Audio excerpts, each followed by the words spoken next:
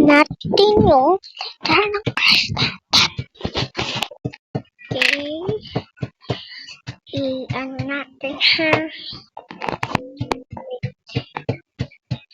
Natin ito yung love taster.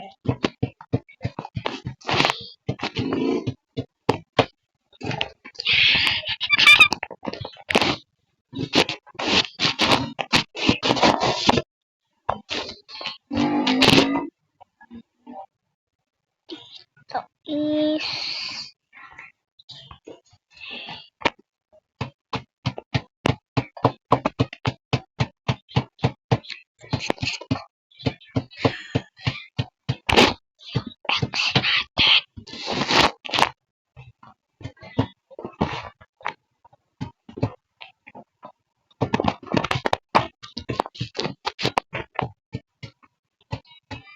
oh my God.